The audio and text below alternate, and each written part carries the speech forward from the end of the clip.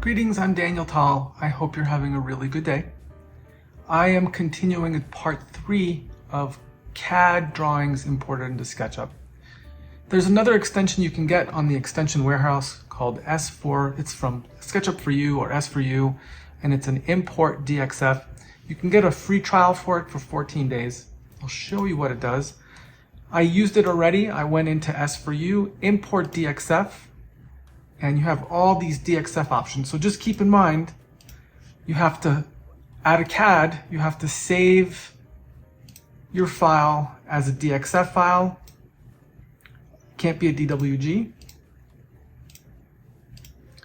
And then there's all these other import features that it's allowing. The beautiful thing about this import option is that it preserves, it's going to allow me to import it in now, but I've already done it.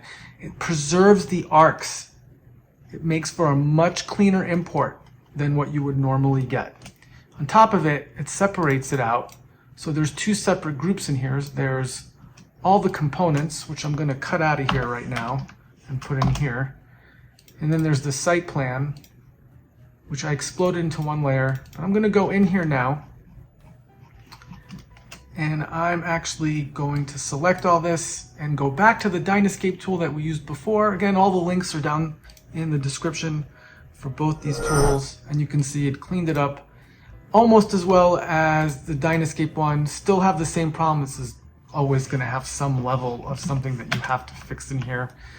But just as another option, this particular import tool is great for what it does, especially if you want to preserve all the arcs and prevent some overlapping lines.